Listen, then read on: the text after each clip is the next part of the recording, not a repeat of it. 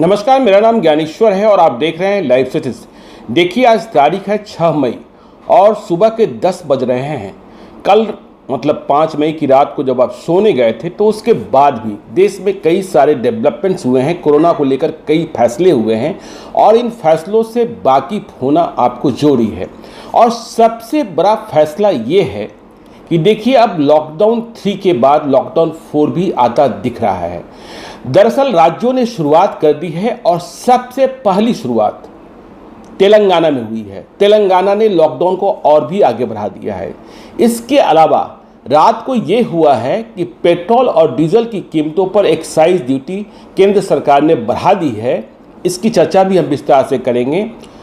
फिर Indian council of medical research ने कहा है कि देश में कोरोना मरीजों की कुल संख्या कितनी होगी, यह मालूम होगा 25 मई से 5 जून के बीच में। देखिए, अब तक मरीजों की कुल संख्या 50,000 से पार कर गई है। 1500 से अधिक मौतें हो चुकी हैं। तो ये सारे जो डेवलपमेंट्स हैं यह बता रहे हैं कि देश की स्थिति अब भी भयावह है और लॉकडाउन से निजात नहीं मिलने जा रहा है। तो सबसे पहली चर्चा हम कर लेते हैं तेलंगाना की, क्योंकि कल विपक्षी दलों ने, मुख्यतः कांग्रेस ने कहा था कि लॉकडाउन को बढ़ाने, घटाने या ढील देने नहीं देने का फैसला राज्य सरकारों पर छोड़ देना चाहिए। तो तेलंगाना, जहां के मुख्यमंत्री हैं के चंद्रशेखर राव, उन्होंने कल कैबिनेट की बैठक करीब 7 घंटों तक की और उन्होंने यह महसूस किया कि लोग चाहते हैं कि लॉकडाउन को और बढ़ाया जाए। तो रात को जब कैबिनेट की मीटिंग खत्म हुई, इसके बाद जो प्रेस को ब्रीफिंग हुई है, मीडिया को जो बताया गया है, वह जानकारी यह दी गई है कि तेलंगाना ने लॉकडाउन 3 से भी आगे लॉकडाउन 4 का फैसला कर लिया है। लॉकडाउन 3 17 मई को समाप्त होना है, लेकिन तेलंगाना ने तय कर लिया कि लॉकडाउन 29 मई तक लागू रखेंगे। आपको यह भी बता दें कि तेलंगाना उन राज्यों में नहीं है जो सर्वाधिक प्रभावित हैं। यदि हम पहले पायदान, दूसरे पायदान की बात कर लें तो महाराष्ट्र और गुजरात की स्थिति है, फिर कर्नाटक है, दिल्ली है। तो तेलंगाना ने यह भी कहा है कि जो ढील, कुछ मामूली ढील दी गई है रेड, ऑरेंज और ग्रीन जोन में, जिन्हें भी खरीदारी करनी है वो शाम को 6 बजे तक कर लें। शाम 7 बजे के बाद से संपूर्ण तेलंगाना में कर्फ्यू जैसी स्थिति होगी। इसके साथ ही के चंद्रशेखर राव ने यह भी कहा कि केंद्र ने रेड जोन के जिलों में भी कुछ रियायतें दी थी, लेकिन हमने तय कर लिया है कि हैदराबाद व दूसरे शहरों में हम कोई रियायत नहीं देंगे, कोई दुकानें नहीं खुलेगी गैर आवश्यक वस्तुओं की।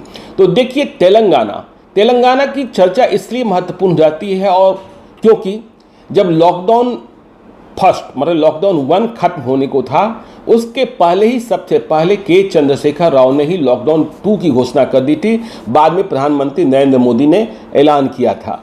तो तेलंगाना, महाराष्ट्र के मुख्यमंत्री उद्धव ठाकरे ने भी कल रात को इस बात का संकेत दिया कि लॉकडाउन 4 आएगा उनके प्रदेश में।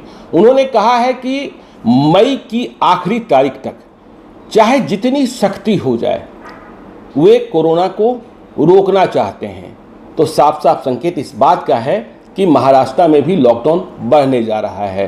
तो देश में लॉकडाउन खत्म होने की स्थिति अभी नहीं दिखती है, इसलिए आप तैयार रहिए। देखिए, जब लॉकडाउन शुरू हुआ था तभी से यह बात चलने लगी थी कि 1 जून तक। तो अब जो परिस्थितियां बनती जा रही है, संपूर्ण मई भी लॉकडाउन में ही गुजरने जा रहा है। इसलिए मानसिक तौर पर आप तैयार रहिए कि मई लॉकडाउन में ही गुजरेगा, क्योंकि देश के हालात कुछ ऐसे ठीक होते नहीं दिख रहे हैं जिसमें लॉकडाउन में ढील या लॉकडाउन की समाप्ति हो जाए। और यह बात तो पक्की है कि अब ट्रेनें और एयरलाइंस 17 मई के बाद भी शुरू नहीं होने जा रही है। इसमें काफ़ी लंबा वक्त लग सकता है। School, colleges, parks, entertainment zones, theatres की बात तो भूल ही जाइए। तो ये लॉकडाउन की बात थी।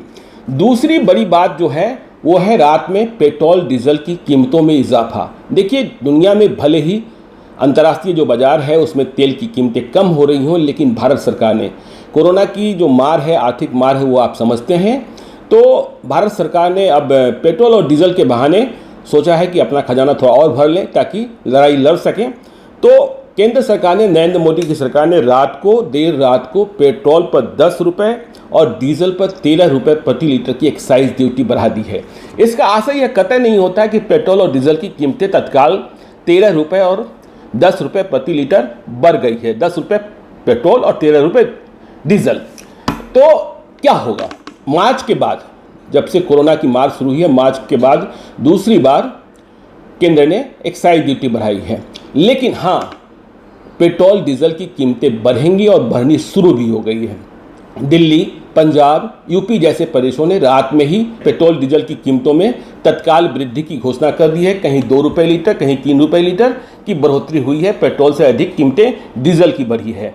बिहार में क्या होगा, शाम तक का फैसला संभावित है। अभी हमने सुबह सुबह कई पेट्रोल पंप डीलरों से बातचीत की थी। उन्होंने कहा कि देखिए, अभी कोई निर्देश नहीं प्राप्त हुआ है। राज्य सरकार क्या निर्णय लेती है इसके बाद तय होगा कि बिहार में पेट्रोल डीजल की कीमतें कितनी बढ़ेंगी। लेकिन हाँ, बढ़ने की संभावना है। तो ये बड़ी खबर है। और पेट्रोल डीजल की कीमतें बढ़ती है तो इसका प्रभाव बहुत व्यापक होगा। महंगाई बढ़ेगी, जो ट्रांसपोर्टेशन कॉस्ट है वो बढ़ेगा। यदि लॉकडाउन में ढील भी मिलती है तो पहले से ही सोशल डिस्टेंसिंग की बात हो रही है, बसों में 50% कैपेसिटी की बात हो रही है, तो भाड़ा बहुत अधिक बढ़ जाएगा। यह बात तय मानिए। कोरोना की यह मार भी, भले आप बेरोजगार हो रहे हो, बेरोजगारी एक बड़ी समस्या बनकर उभर कर आ रही है। बड़ी संख्या में लोग बेरोजगार हो रहे हैं और यह संख्या कितनी जा सकती है इसका अंदाजा ठीक से रघुराम राजन जैसे अर्थशास्त्री भी नहीं लगा पा रहे हैं। तो पेट्रोल डीजल की कीमतें आपको महंगी पड़ेगी, यह बात तय है। अब बात कोरोना की लड़ाई की। देखिए, Indian council of medical research है जो पूरे सिस्टम को, जो कोरोना की लड़ाई में लगी है, उसे मॉनिटर कर रही है। तो इनके जो साइंटिस्ट हैं डॉक्टर आर गंगाखेड़कर, कहते हैं कि देखिए, कोरोना में देश की वास्तविक स्थिति क्या होगी यह 25 मई से 5 जून के बीच पता चलेगा। और ये जो पीरियड है 25 मई से 5 जून, देखिए, यदि Indian council of medical research कह रहा है कि 25 मई से 5 जून बहुत महत्वपूर्ण तारीखें हैं, तो इसका मतलब मानिए कि लॉकडाउन बढ़ना ही बढ़ना है। पिछली दफ़ा आपने देखा कि प्रधानमंत्री नरेंद्र मोदी राष्ट्र के नाम संबोधन को नहीं आए और लॉकडाउन 3 की घोषणा मिनिस्ट्री ऑफ होम अफेयर्स ने आदेश जारी कर सीधे निर्गत कर दिया। तो Indian council of medical research के वैज्ञानिक डॉक्टर आर गंगाखेड़कर कह रहे हैं कि 25 मई से 5 जून के बीच पीक पर सबसे अधिक संख्या पहुंच सकती है कोरोना मरीजों की। इसका कारण ये है कि प्रवासी मजदूरों को अब उनके गृह प्रदेशों में वापस किया जा रहा है। तो जब वे गृह प्रदेश में जाएंगे तो यह मालूम होगा कि वे कितना संक्रमण लेकर गए हैं और वे कितना संक्रमण फैला रहे हैं। तो ये एक बड़ी चुनौती देश के सामने आ गई है। देश में जो प्रवासी मजदूरों की मांग थी उन्हें माना गया, लेकिन हाँ, उसमें भी शर्तें लगा दी गई कि फंसे हुए मजदूरों की ही वापसी होगी। मतलब उन्हें ही वापस किया जाएगा जो लॉकडाउन शुरू होने के ठीक पहले कहीं दूसरे प्रदेश में गए थे और वे वहां जाकर फंस गए। यही श्रेणी रखी गई छात्रों के लिए, पर्यटकों के लिए और श्रद्धालुओं के लिए। तो इसका आशय यह निकला कि जो कमाने गए थे या वहां मजदूरी कर रहे थे उन्हें घर वापसी नहीं होगी। तो Indian council of medical research का यह कहना कि 25 मई से 5 जून बहुत महत्वपूर्ण तारीखें हैं, तो सावधान रहना होगा देश को।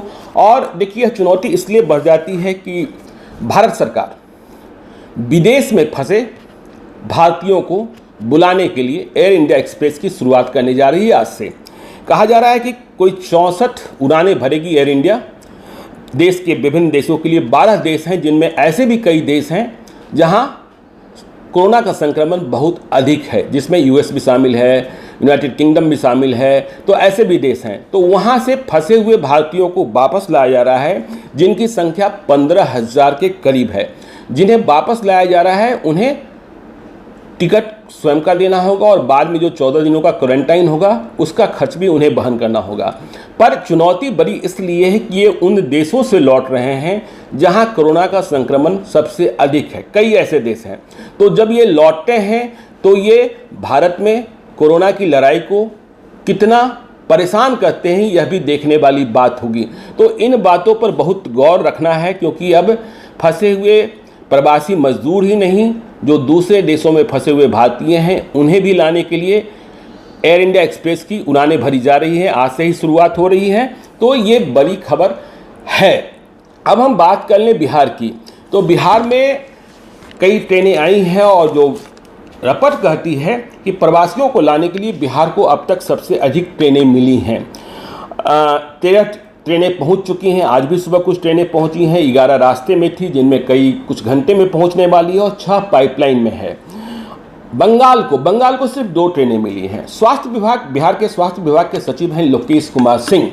उन्होंने कल शाम को मीडिया को इस बात की जानकारी दी थी कि बिहार को 60 और ट्रेनें मिली हुई हैं, मतलब 60 ट्रेनों से और भी प्रवासी मजदूर आएंगे। यदि हम 60 ट्रेनों की बात कर लें, जो ट्रेनें आने वाली हैं, जो पाइपलाइन में हैं, तो एक ट्रेन में आमतौर पर 1200 मजदूर लाए जा रहे हैं। तो 60 ट्रेनों मतलब 60 ट्रेन का मतलब ये हुआ कि 72,000 मजदूरों की और वापसी होगी, 72,000। तो यह बात तो स्पष्ट है कि सभी मजदूर वापस नहीं लाए जा रहे हैं और इस कारण जो देश के विभिन्न प्रदेशों में फंसे हुए मजदूर हैं उनके भीतर गुस्सा बढ़ता जा रहा है।